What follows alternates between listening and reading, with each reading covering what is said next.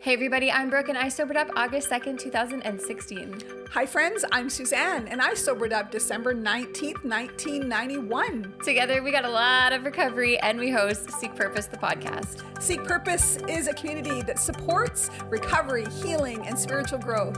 We believe that sharing our stories can greatly impact our communities and collective action can impact the world. So stop scrolling and start listening, will you? Hi, my name's Suzanne. And I'm Brooke, and this is Seek Purpose, the podcast. We are so excited. We have Niki and John, or my kids love to call her Miss Niki, here to talk about all things marriage. Niki and John actually were my marriage counselors when I was getting married to my husband. So before we popped the question, we had to do some counseling, and you had some amazing tips for us. So I'm really excited for you to share your wealth of knowledge with our audience. Do you want to introduce yourselves? Definitely. I'm Niki, and John and I have been married for 25 years. Can you imagine?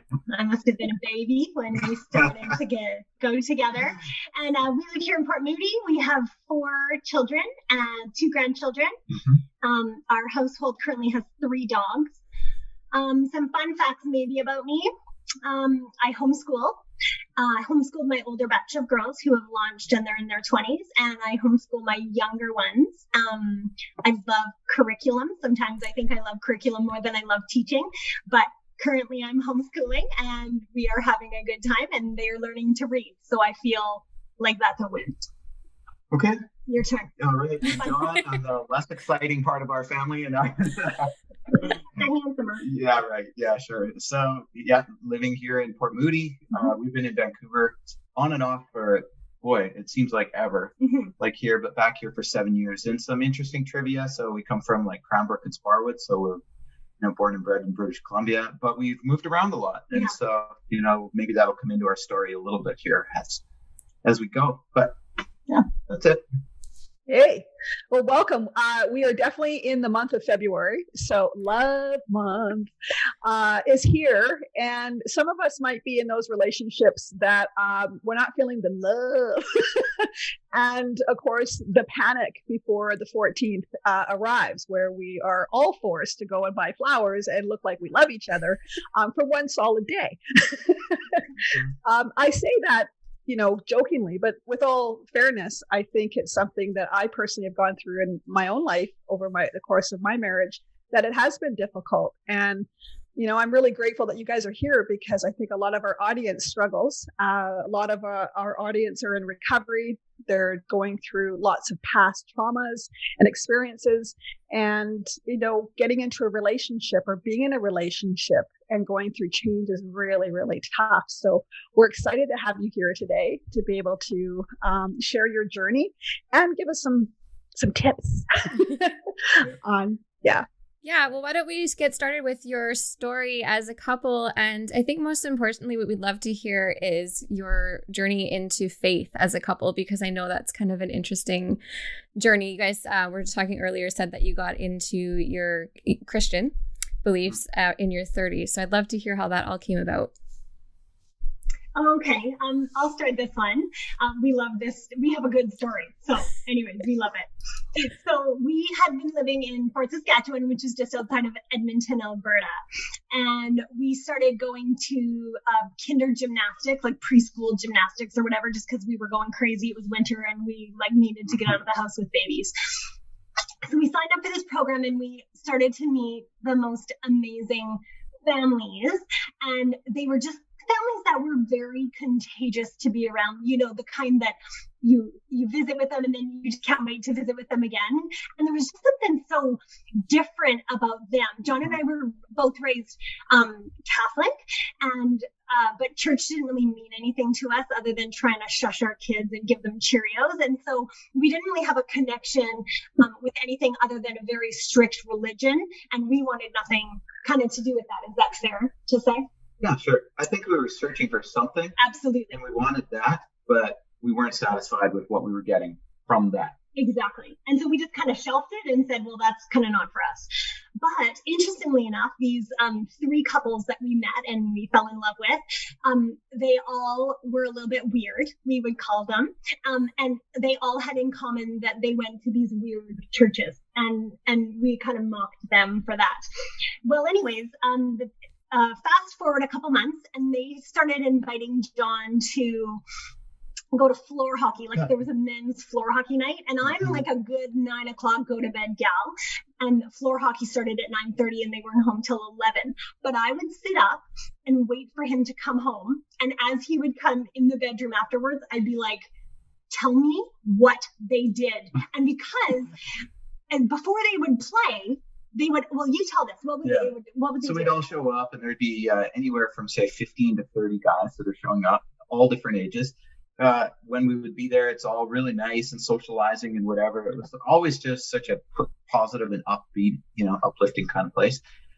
We would throw the sticks in the middle, and everyone would have their own stick. You throw them in the middle, and before you start picking sticks out to find out what team you're on, it's like, all right, everyone, let's pray. And it was like, whoa, that's different. And then John would come home, and I would make him repeat word for word what they would pray, and then we would like giggle like crazy and mock them because we just thought they were the craziest people, but we couldn't get enough of them. Well, anyways, I had said, there was something that they all had in common. They were kind to their spouses. They didn't beat their kids publicly, at least, or even privately. I don't think they did. They were solid, kind, loving people who would like invite us over and open a can of soup. You know what I mean? Like they weren't, it was just bizarre. And so we couldn't, and then we found out they were going to this church. So I said to John, I think we should go to this church. I hear they have childcare. It'll be like, we'll drop the kids off and have a date. Afterwards, so it's like a date with snack. And John's like, yeah, okay, we'll do it. And so we started going, and we were gripped. Like everything the pastor said we thought he was speaking directly to us. Yeah, and the music was great. And the music was Kids great. were looked after. The people were super friendly. Like this is God? Who is? Anyways, it's different. Fast forward a couple more months, and of course, classically, I end up hanging out in the nursery because my second at the time was a clinger. So of course, I had to be in the nursery with her because she's crying all the time. And so this one day, we get home and we're having lunch, and John says, I brought home the tape from the service. This is old fashioned, right? Like this is 20 years ago. So it's old. It's a cassette tape from the last week's service. And I was like, why would you do that? And he's like, I need you to hear it because you were in the nursery. I was like, okay. So he sat down. We took the kids in. He sat down like in front of me, and he's watching my reaction as he's listening to it, and he stands up. He's like, don't you get it? And I was like, oh my gosh, they got you. Like, you were like, how did this happen? I've been here for one Sunday, and now you're one of them. Like, I didn't even know what to do with him. And from that moment on, John was a changed man completely. Well, the story is that got to tell what it was here. Is that, being raised Catholic and having a mom who was Irish Catholic and everything like this, it was all about that you need to go to church. It wasn't necessarily you need to actually get anything out of church. It was more you need to go to church and have that rhythm in your life. Whereas, what I was struggling with the most is breaking away from the Catholic Church to attend what was an Alliance church at that point and feeling super guilty about it because my mom had died by that point, but I was leaving that tradition behind and all of this, and I was feeling super guilty about it. But the sermon that we were listening to at this point it was about Paul, and at this point, Paul's telling his story that, look, I had to leave. I was a high up in the church and I did all this, but I had to leave all that behind to pursue Jesus. And it just felt like exactly the right words that I needed to hear in the moment to get me past the block that I had in my life and move on to a new, fresh beginning. And so I was super excited, and I couldn't get enough at that point. I was reading and listening and just having lunch and breakfasts and dinners and whatever with the pastor of the church and other people and some of these guys. And it was not the message that I was and we just kind of started. That was February. That was February. That's an important part. Yeah. And we just kind of started to go apart, and I just thought, this is too much. Like, he's too much. I can't do this. Yeah. So anyways, Easter's coming up, and so he says, we're going to go to Good Friday. And I said, great, let's get it done. Like, let's just have our weekend to ourselves. We'll go Friday, we'll be one and done. And he's like, oh no, we're also going Sunday. So I said, okay, like, you've crossed the line. We're going to church once a weekend. We're not these people. Like, it is great that you have something that comforts you, but we're done with this. After this Friday, I am not going again. We're done. Like, that's it. He's like, okay, that's good. Let's go. Let's get in the car. So we get to church, kids go to the nursery, and we're sitting there and they throw on it's this old Matthew video of Christ's crucifixion. Yeah. And we're sitting in the back, classically. And all of a sudden, like, I start to sob in a way that they pause the video and people come and lay hands on me. I don't know what's happening, but everyone around me knows that I am being changed and transformed, that the light bulb has gone on, and I get that Jesus did this for me, not for John, not for anything. He did it for me. And from that moment, I was completely changed forevermore. And I love that God didn't make us stay like this for so long, right? That I only had to wait a couple months to think that he was crazy and a lunatic, but then I caught right up to him and we were lunatics together. But the reason that I love that story is because, in marriage, you think that you're always going to be parallel, right? You think that you're always going to be going together and that nothing could ever bring you apart because you're just so in love. And so part of the story that we're going to share about tonight, we have a couple. There has been a couple times in 25 years that obviously we've been on divergent paths. But the one that we wanted to share with everybody tonight was maybe one of the earlier ones. And we were a saved couple at this point. And so, you will tell it later. I'm not going to just dive in. No. I'm going to stop. We'll go back to the full for a minute. Let's do that. It's not my podcast.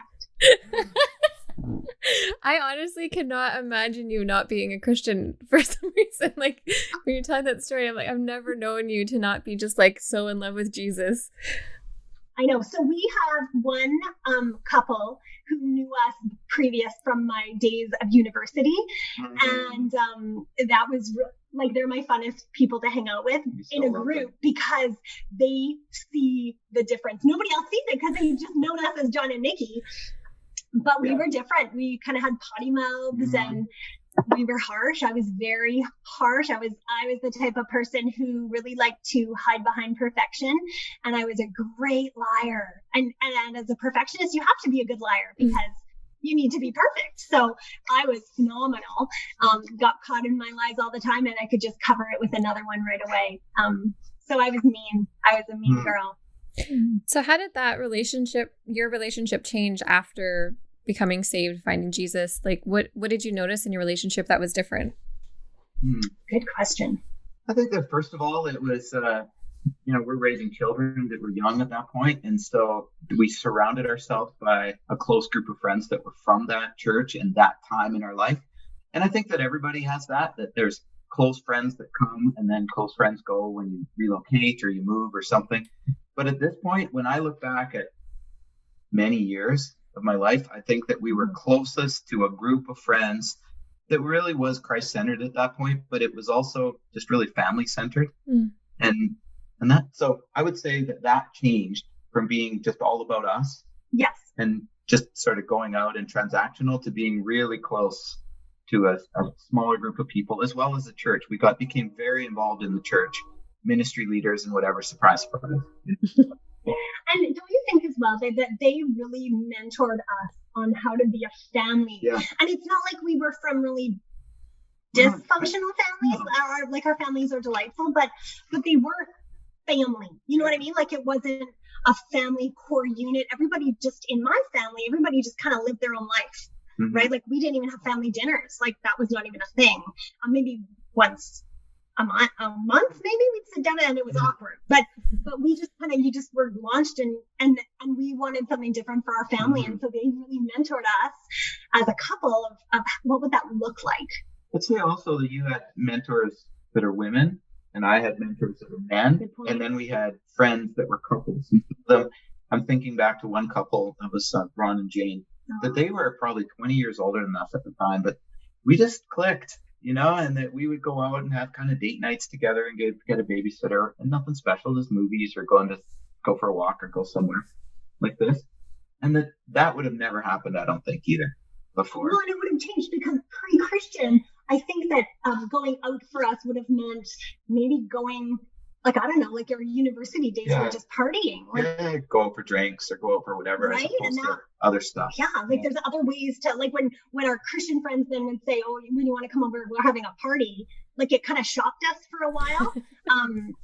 That there wasn't like drinking or like we were like, well, what's the party? Like what sort of party is this? Yeah. But now we're like so used to it. But when I think of it, it was weird. Like they were all just so weird. You're talking like what I thought of when I first came into recovery. Like, what do you mean? Like, don't drink? Like, how are you gonna have fun? Like, what are you gonna do? Like, what do? You just sit there and stare at each other? Like, oh, don't you drink? You just play games and stuff. And I'm not an advocate of like don't drink, and that's not what I'm saying at all. But there was a whole different level of complete different. Right. The 1 drink, 2 drinks versus drink to excess. That kind of thing. Mm-hmm. For that group, anyway. Yeah, for that group at that time. Yeah. What is that like, being able to have 1 drink, 2 drinks? I know. That's a whole different topic. Yeah. Let's just change the whole subject of this entire interview. We just want to know, how do you do it? No, just kidding. And that's unfortunately the disease that we carry, is we constantly have this obsession to know, how can we be like you? Which it's not going to happen today. It's not going to happen for me anyways for the rest of my life. But what I do love about your story, which really helped me and I can identify with, is coming from that, different type of a lifestyle, coming in and finding a new way, and the mentorship that's available that really engages in kind of teaching us some really lovely ways to be like what God really intended us to be, and I love that part of your story. So I'm now curious of the story you're going to start with. Tell us when you're ready. Oh yeah, go for it. Yeah. Okay, so we'll fast forward like 3 or 4 years, or maybe tell the setting at that point. So I'm an engineer by background, and I went to University of Victoria and got that work, and we moved around a few places. But while we moved up to Edmonton, part of the reason we went there is so I could enroll in a master's program at the University of Alberta. And we continued to work, and so I worked full time. We had the 2 young children who are now grown, but 2 young children. And I would go to night school at the university. So I would work all day. I would leave straight from work without going home. And then I'd do classes in the evening. And I would do that 2 nights a week, plus the homework that went along with it. And I would often stay at work late. And so I would, 3 nights a week, give or take, maybe more. I would stay at home at work until after the kids are in bed. And Niki was just by herself all this time. Mm-hmm. Well, I eventually graduated. Yay. We celebrated and went, ooh, great. Well, right away, as soon as you have a new degree, like many people, you change jobs and you say, oh, now I have this thing, so I'm going to look for bigger, better. Well, little did I know I was getting into a much worse job than a better job. It had a bigger title, but it really sucked. And so I went into this job. And so instead of now going to school, I just had to stay at work all the time. And so I wasn't around and I was real absentee. And I think that after this was like 4 years, it just added up. Such that we were at a place then where we were not in a good place in our marriage. Mm-hmm. And it was a time where, I was career focused. I was in my rut of a bad job that I didn't enjoy. Mm-hmm. You were child focused and also, just saying, where am I going and what am I doing? Why am I doing this? And we also were by this point pretty fed up with Edmonton. I love Edmonton and I have so many fond memories, but there was some circumstances and issues that why we wanted to get out of there at that time. Yeah. And so we were done, all of this. Yeah. And it really started to come alive and we were not communicating. We just were not on the same page. And we were spending very little time together and not doing well. Lots of arguments at the time. Exactly. And then I think as well for me, I'm trying to remember to get the exact wording because I don't want to fabricate more of a story. In my remembrance of that time, I was just trying to continue our family life without John. So all of the families were still getting together. They were still doing all these things. And now it was just me and the girls going to all of these functions and kind of maintaining that. And John would just like flit in and flit out. And I wasn't asking anybody what I should be doing as a wife in this situation. And I think that was maybe part of my first problem with that. And instead, all these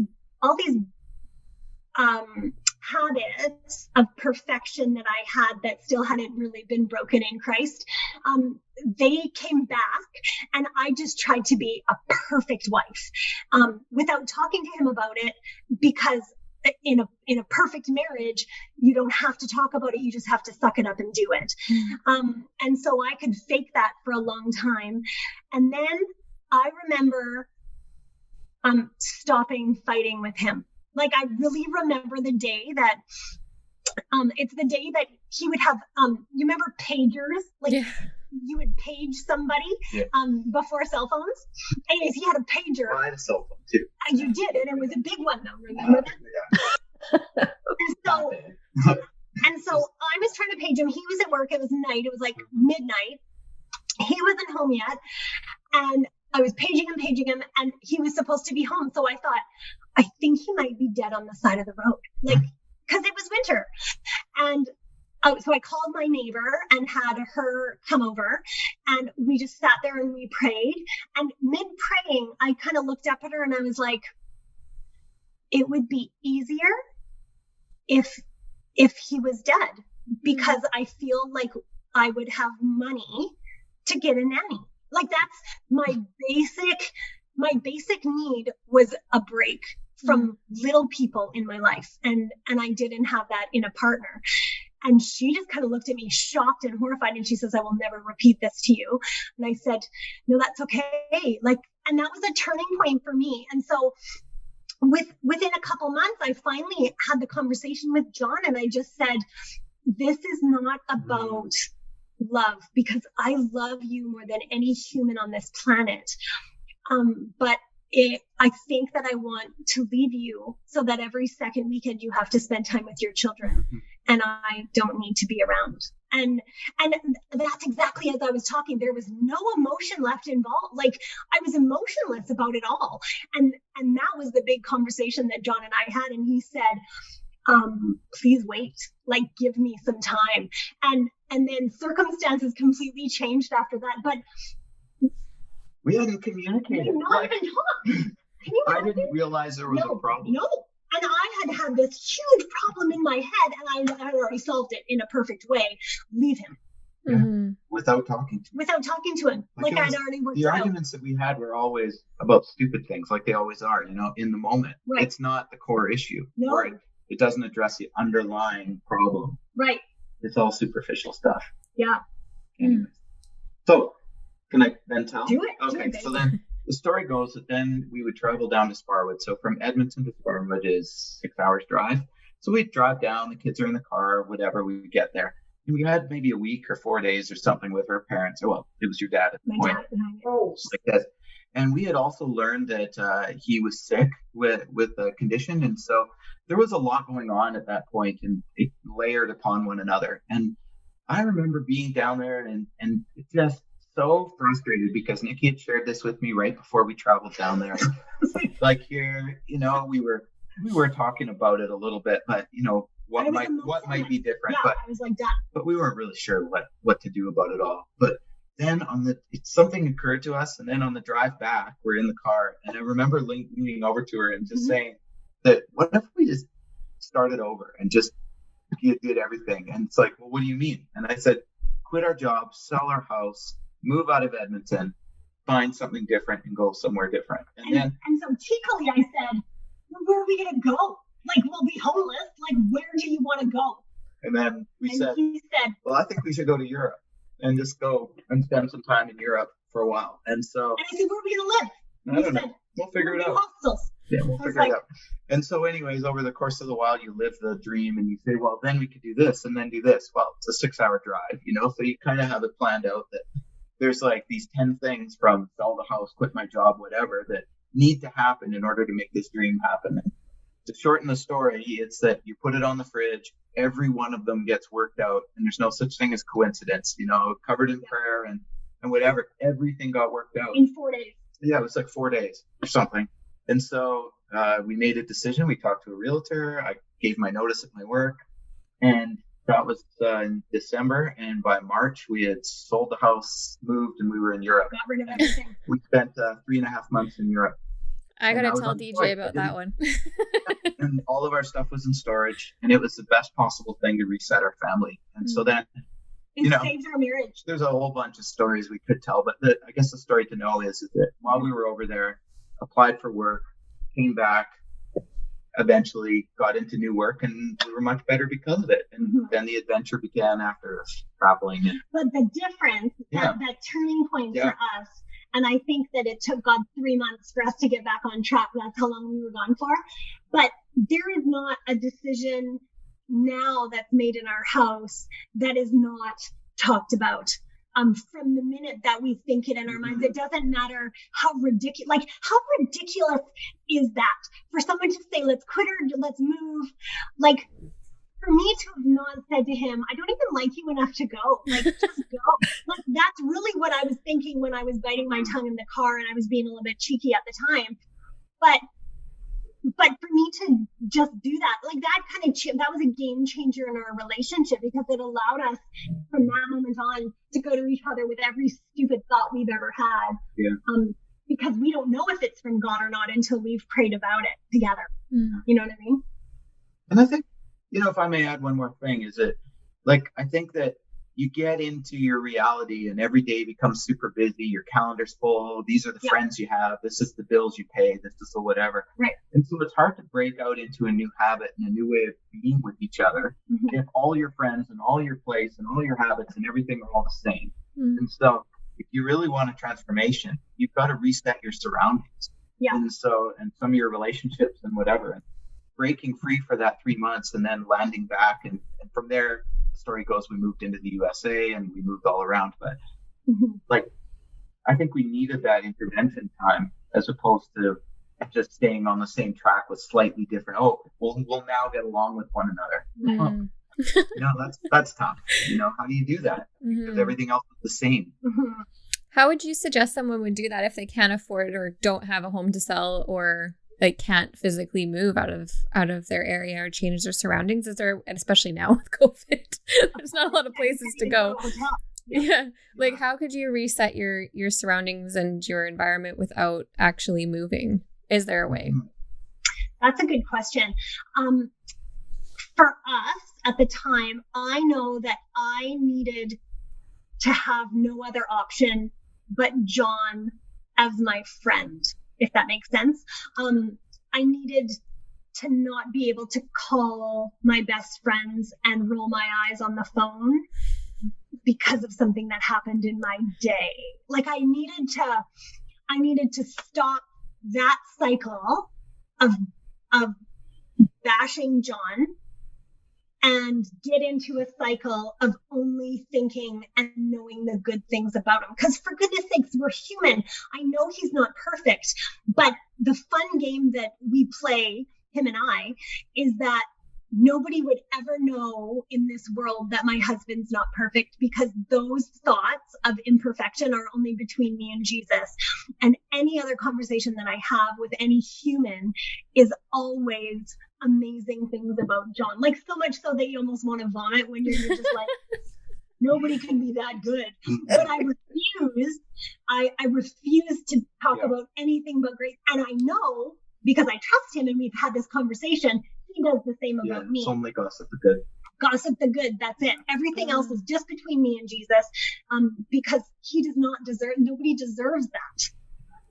And so I just rekindled how to be a best friend for John and to be the best friend that I could ever be for him. And I needed to be physically away for that. So if I wasn't able to go, I would really have to start changing my behaviors on. Now it would be texting, right? Because you can easily just text like an eye roll emoji or whatever. And, right? I can give him a false name, Mr. J, or you know what I mean? Like, you'd have to stop that garbage and really start to put yourself spouse in the number 2 position in your life. And I say number 2, obviously, because God's number 1, but physically and tangibly, he needed to be first on my list. And what would you have done? Yeah, so I think that there's, first of all, it started with a heart-to-heart conversation, and that for us, we were fortunate that we were able to talk it out without somebody else sitting right here. But I think that having that time to reflect on your relationship and what are the strong points and the gap points, and if you have to involve somebody else in it through a coach or something, I strongly encourage that. I do coaching in my career, and so I'm a big fan of coaching. Yeah. That would be number 1. And then number 2 is I would look to try to say, well, what can we substitute? You know, what sort of things in our relationships are problematic right now? And if it is a job, it's only a job. You know, start making plans to change the job. And John was pivotal in that afterwards. And he even says that now, like on hard times. And if there's something that's happening and he's like, you understand, I would leave this tomorrow and we don't have to, like, I could pump gas. And I'm like, I know you would do that for us. Please don't. But, you know, thank you. To start putting it, you know, and it's easy to say, well, I can't do any of these things because of whatever reason. But then just ask the one more question, that what if we could? You know, that's just one bigger question, because now you start thinking a little bit deeper as what could we do? It might be just shared things that we start doing for one another, where it's, you know, maybe it is a change of location and change of home. You know, just to get out of your routine or something. You know what's so interesting though is that our little girls now are pretty much the same age that our older little girls were when we had the big hoo-ha the first time. You know what I mean? And we're not experiencing, thank goodness, any of that. Well, thank you, COVID. We're home all the time. Yeah, I guess one blessing out of this whole COVID thing is it kind of shows you what is important, because in a second, anything can be taken away. And I think a lot of marriages, from what I've been reading and seeing online and experiencing myself, have been going through some more turmoil just with everybody being home, stuck inside, and there's not a lot to do, not a lot of places to go. What are some things to kind of connect? I know for me, I'm getting really busy with my kids and with the, like, what needs to get done in the house. I'm not leaving to go to work any days of the week. And my husband gets to see people every day. I'm getting kind of resentful about that. And I'm finding it harder to connect right now and to really be present in my relationship, because every time he's home, I'm like, here, this is what I need done. Please help me. I'm drowning. So what is something in this case to kind of change? I know I can't change my environment in the moment, but just to put take some weight off of the relationship and connect more. I think that there is stuff that you can do, though, in all honesty. You know, our to-do list is still going to be there tomorrow. And so I really think it's invaluable to create that space and that time in your house. You know, before we started the call, we were telling Brooke and Suzanne, you know, about we had almost 4 months of 9 people in our home, and we took over a spare bedroom, giving our master bedroom to our kids and my grandkids. But you know, I think that really opened my eyes to the need that John and I had to be together, and not just like to have sex. That's not what I mean. But once a week, we would finish dinner, we would tuck our little girls in, and then we would physically sequester in our room with the door closed. And we wouldn't go down and be part of the family time, because we just needed to sit and connect and talk and laugh and roll our eyes at the children. That's really nice. Can you imagine they said that, right? Yeah. And so, but we hadn't done that for a while, because we usually have a whole house. We have busy older kids are gone, and so we usually have more time than that. But boy, did I ever realize right away that we had been missing that. And so we purposely did. We created, and we talked about it at the beginning of the week. When are we hiding? Like, what night are we hiding this week? And we would force it. Yeah. I would say, and it's not going out either, obviously, because the restaurants are closed and whatever, but you know, financially things are tighter and whatever. And so it's not like you just, we're just going to go out and spend a bunch of money. Because it wasn't about that. But I think there's we spent a lot of time outside. And so whether we live in, such a beautiful place here, but we're pretty purposeful about getting out to have outside time, rain or shine, getting out. And I think that that's a big part of it too, is to change your surroundings. Mm-hmm. Yeah, I have to agree. Like my husband and I, we are been together 29 years and we have gone up and down. And I've been saying this last little while, even though there's days I screwed my back up 2 weeks ago because I was so angry with him trying to be stubborn. And it was just a moment. It wasn't the entire day, or weeks or months that it used to be. There are moments still that I'm definitely not perfect, and, being able to have that communication. But that night, we have always tried to have that time alone without the kids. And you're saying, like, without leaving the house and not having the money for babysitters and whatnot. Yeah. We've gone through that with a mentally challenged daughter. You can't just call somebody up that has experience dealing with epilepsy. Okay, yeah. So that, that's not going to happen here. But having just one-on-one time, and we are blessed to have a hot tub. I love our hot tub time. Everybody's in bed and it's just him and I. And you're right. When you guys are going, it's so important. It's like a conscious decision. Like I heard this one saying that love is not a feeling. It's an action. Yep. And for me in my marriage, I've had to really, and him, have had to make the time for each other. And, when the kids are asleep, usually, and spend and that connection, or play games, or we just bought backgammon for Christmas for each other. And we've been kicking each other's butt playing backgammon and giggling and just, I don't know, just having that, even if I'm upset or something's irritating me, something happens when I'm connecting and being playful. Yeah. And I think that's it. What you said there, Suzanne, reminds me of something. Is that it ties into our earlier one too, is that there's, not every season that you're going through is going to be bubbly and happy and super close and, oh my goodness, I love you so much.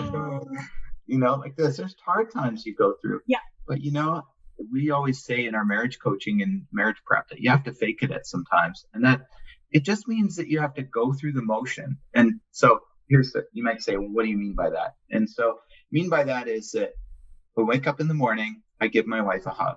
Mm-hmm. I go downstairs, I make coffee for her. As the day progresses, I check in on her. I send her a smiley face text. I say, I love you. Mm-hmm. At lunchtime, I make 10 minutes to have lunch with you. Yeah. I'm on time for dinner. I help make dinner. I help clean up after. I help with the kids before bed, perhaps. Yeah. I sit and watch some Desperate Housewives. That's what we're watching these days. Desperate Housewives on TV. 1990. So every one of those things is a way that I'm saying, I love you, I love you, I love you, I love you, I love you, I love you. And the similar, she's doing things for me with my love language back. Yeah. But I think that even when you're not close or you're arguing over something, you can still be going through all those motions and doing those things. And you know what? Before long, it'll bring you closer. Mm-hmm. Mm-hmm. Yeah, that reminds me of what they say when you're going to the gym, like you're not going to be motivated every day. You just kind of have to get up and do it and create the habit. And then that generates the motivation. I feel like it's the same with relationships. They are work. I'm not going to bash my husband because I just learned something about that. It's funny. I know, like the other day I got home and I was like feeling really defeated.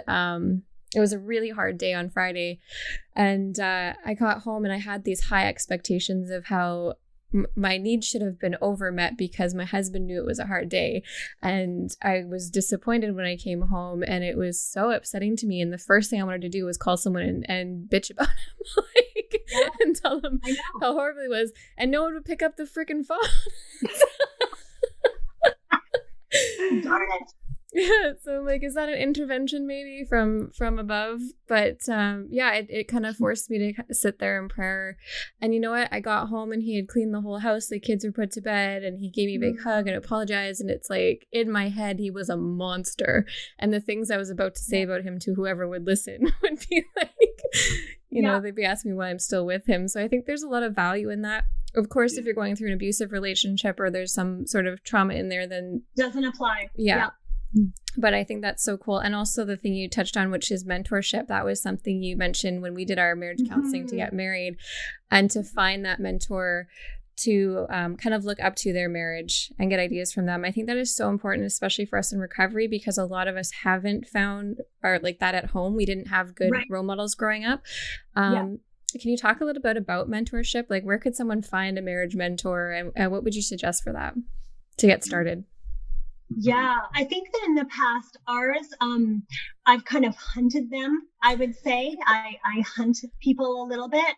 And so obviously you start by just watching them. So you have to be in a location where you can watch how people are. And so ours have usually been found in church, because that's, you get to see anywhere from they get out of the car at the parking lot. Sometimes reactions are a little bit different as the front door, right? So you get to watch how people, arrive at church together, especially if they're under stress, if they're, some of our mentor couples have been with kids. And so that's, you get to see the reality of being parents in front of other people. Mm-hmm.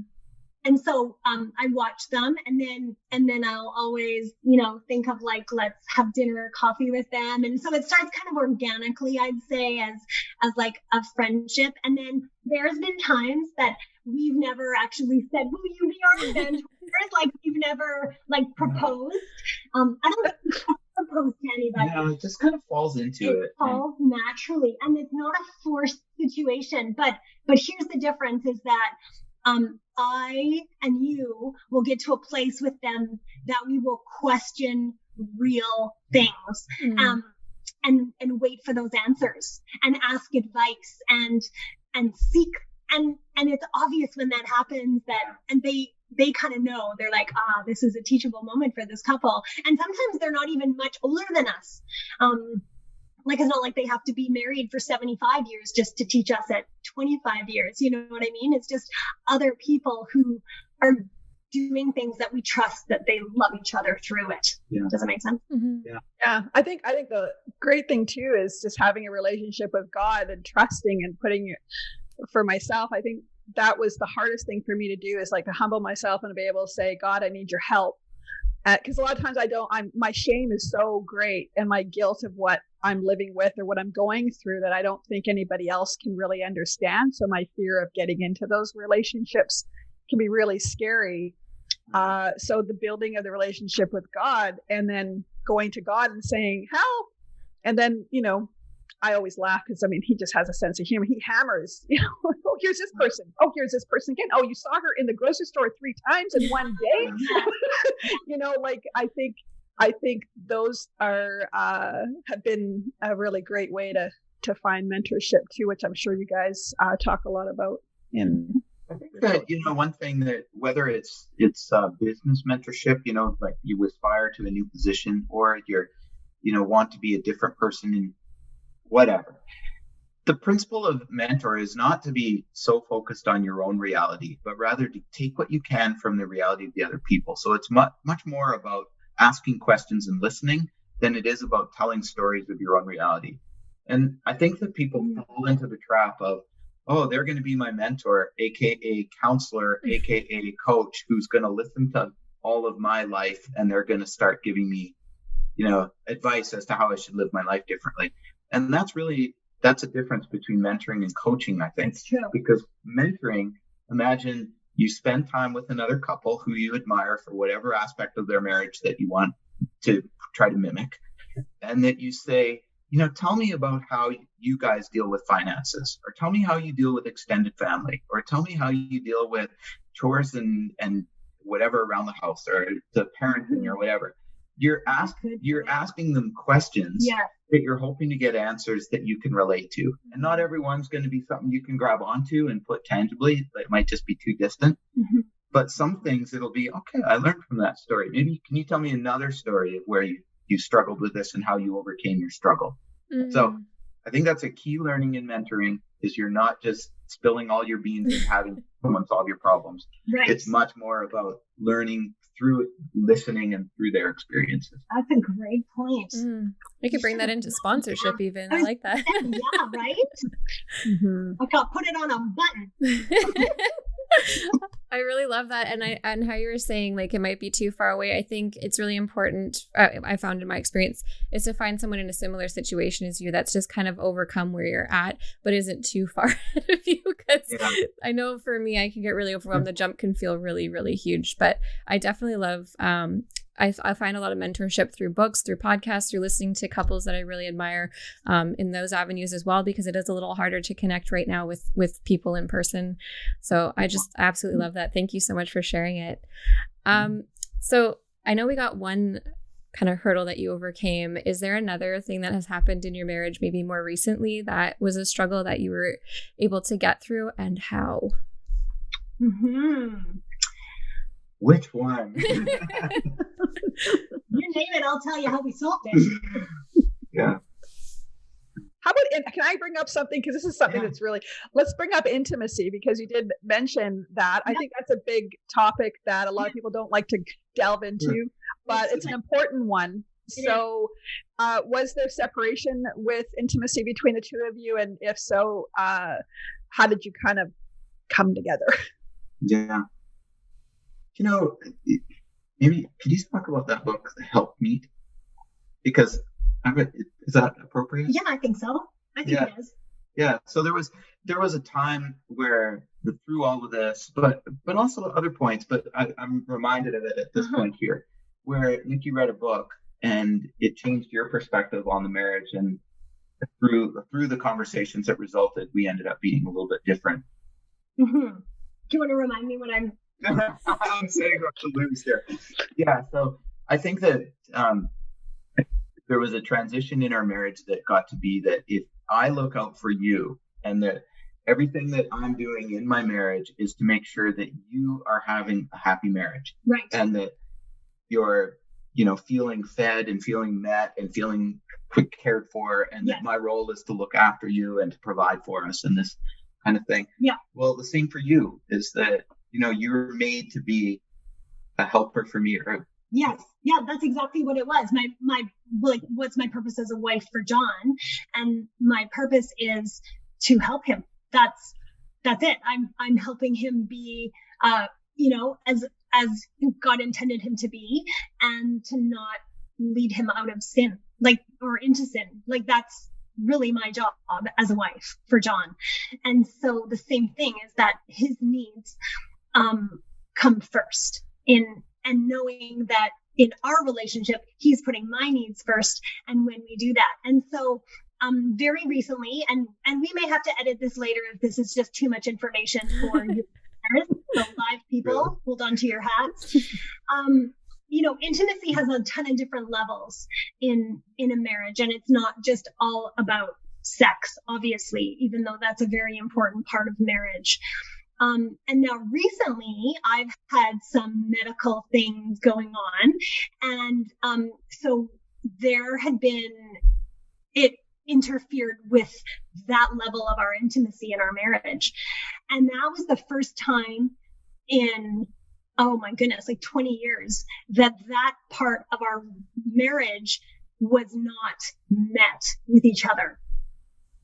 And interestingly, it affected me way more in the beginning because we weren't, again, talking about it because it was so uncomfortable to talk about. We both knew that we couldn't be intimate in that way with each other for my medical problems. And yet the unspokenness about it actually was tearing me apart. Whereas what I love about John is that he was like, babe, my switch is off. I'm good. I'm so good because I know that you're just in pain and this is not good right now. So I'm good, hun. But we actually talked. I said those words. You totally did. And you were like, yeah, because we needed to. I needed to have that conversation because I was not meeting those needs. But at the same time, because those needs were not being met, I had to up my game in every other area, which, ladies, I'm sorry, it is so much easier to just have sex sometimes than to party because it is exhausting.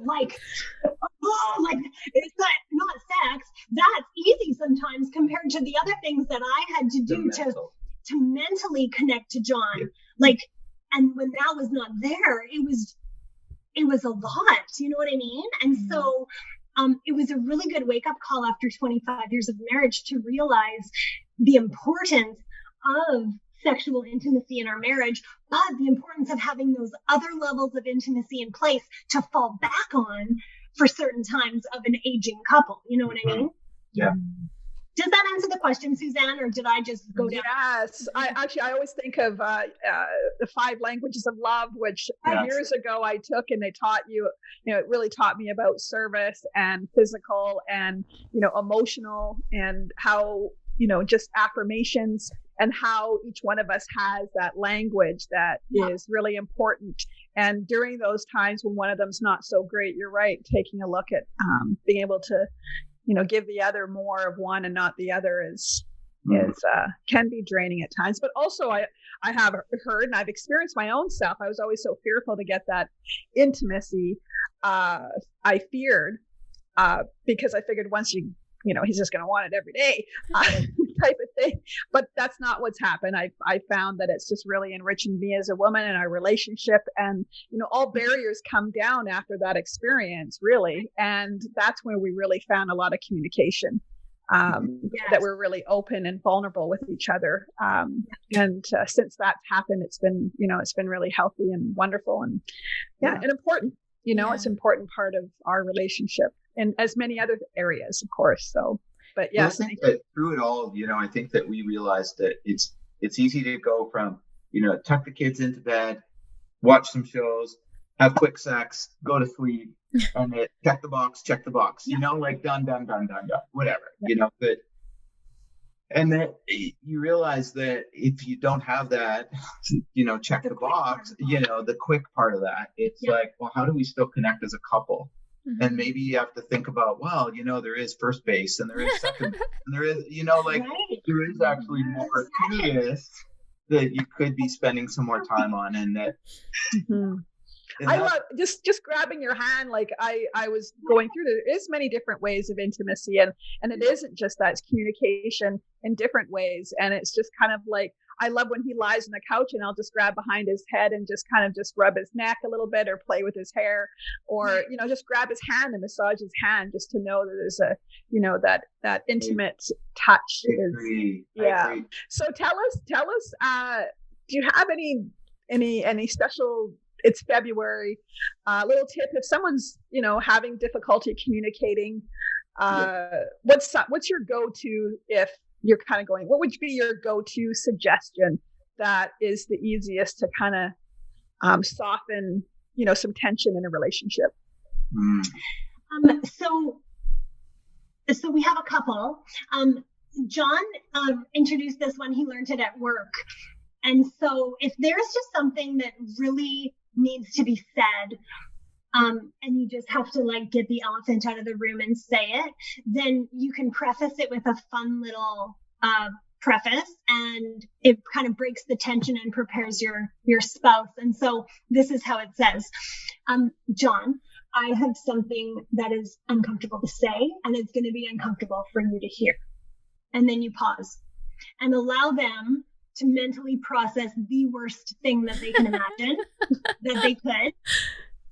And then you just tell them, I don't think that we should put this dishwasher on a super wash. I think we should just, this is a real story, friends.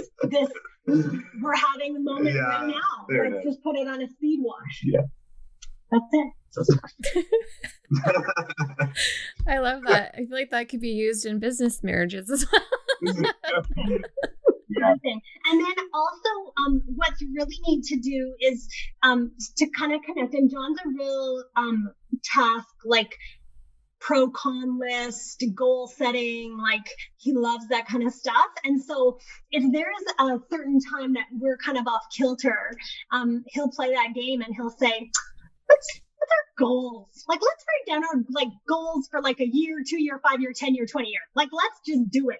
And we'll just list it out. And there's and Brooke and DJ, we did this with you, didn't we? Yeah. It was fun that we got a chance to sit down and challenge them to do this as well. And there's a lot of richness in looking at goals, short-term and long-term together as a couple, because it really unites you on the same page, or you can see where there's a real displacement of goals. And they're just talking points. Just because you wrote it down doesn't mean that it's biblically going to happen. You know what I mean? And so setting goals together and writing things down and getting your thoughts out on paper where you can look at them together is really good to break down walls and get conversations going. Oh, that's beautiful. It's getting close to 8, but before we go, I really want to go back and touch on something you said when we first started talking about intimacy, which is coming into a relationship with like a heart of service and being there for someone else. And I just, from experience, when I was newly learning about the Bible and reading the passages that says women serve your husbands, blah, blah, blah, blah, blah, I hated it. I was like, but what about me? But what about my needs? Am I just supposed to put myself to the side and like give myself to somebody else? And it felt so disempowering. But I tried it anyway, and I can tell you from experience that I was a much happier person. Like I was taken care of more. I felt more secure in myself. I was more joyful and happy. So coming at it with a heart of service, just like in recovery, when you're helping other people, you're really helping yourself. Like it really does make a huge difference. And it's not a sexist as it sounds. But I know I had a really hard time with that. Like that was a struggle for me because I felt like if I gave everything to them, I'd have nothing left for me. But I found it was the opposite. And it's something I still struggle with today, to be honest, because self-pity is probably my number one drug these days. But I really love that you guys came here to share all of this wisdom of 25 years of marriage. Can you tell our audience how you got into this relationship coaching business? And also I want to talk about Treasure These Boxes because I just absolutely love them. Sure. So I'll do the marriage coaching, and then maybe you do this one, and then the boxes. Okay. So at our church for probably 20 plus years, the long legacy, they were offering marriage coaching, and maybe 4 years ago now, we were invited into premarital coaching. Pardon me, premarital coaching. But it led to this, and so it's part of the story. Premarital coaching, and this was to be alongside them to see if it was a fit, and take over from this couple that was just done. They'd done their time, and they were ready to transition. And so we came in. We were amazed by the quality of the content. It had 10 modules, if I remember, 8 to 10 modules. Good questions. It was still typewritten, photocopied pages, and so it needed, a refresh and some new thinking. And plus, some of the exercises we felt had an opportunity for our own flavor to it as opposed to the previous people. So we refreshed that, and now we've offered pre-marriage coaching before people are getting married in 3 sessions spanning 3 weeks normally, like this, and they will get a sort of the okay out of that to go in and get married in a Christian church. So we do that. So that's number one. And then that led to we just kind of developed a curriculum. We call it a marriage check-in or a marriage checkup. And so really targeting couples in that first, even up to 7 years, I'd say, because that's when you can stop. You can fake it for a long time, that you just sweep stuff under the rug as much as you can. But at one point that rug is full, and we personally experienced that as well. And so we just kind of went through and thought, let's just talk about some big headline topics, friends, family, faith, and intimacy. I guess we could have called them finances. We could have called them the 4 F's, but we call the 4 F's plus intimacy, 5 F's if you want. And so we talk about all of those things, and we just allow couples to answer some questions and then to have a conversation with someone overhearing you, which allows you to be very attentive to what your spouse is saying, because someone's kind of listening and can clarify things if body language change. So anyways, we're really proud of it. We love it. We love connecting with couples. We love to answer questions and be there for them and encourage them in those early years of marriage, for sure. That's right. And it's not the cure-all, but it's a tool. It's one tool. It is. And just to get communication. That's the bottom line of everything, is get conversations started. We're not there to solve problems. That is too big for us, but we are there to create a conversation for them. I can tell from experience, because me and DJ did go through this checkup, and it absolutely opened up conversation with us. It kind of did that switch of environment for me, because for that hour, we were just fully focused on each other, and we hadn't really taken that time for each other since probably March. It was a long time since we intentionally did that. Yeah.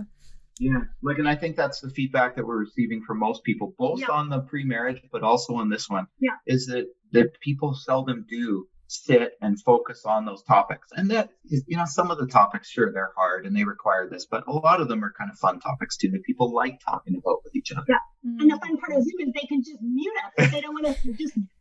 If they don't want to hear, we don't want to hear. We just mute them.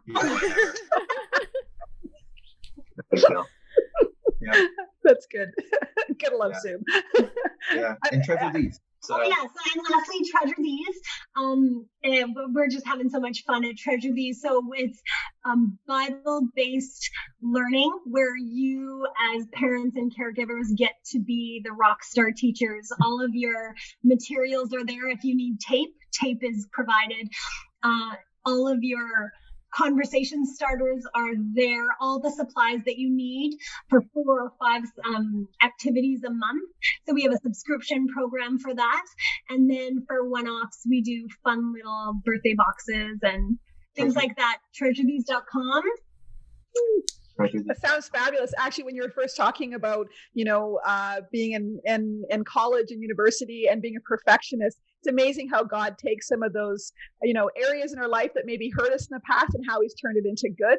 And I believe you when you say everything's going to be in that box. I can relate with the perfectionism. People come over to my house or I plan an event. I think of everything.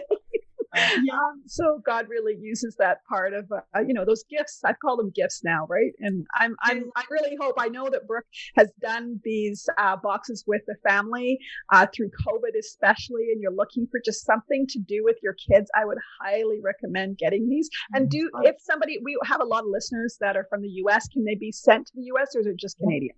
Yeah, they can. Shipping kind of kills us, but we definitely talk about it.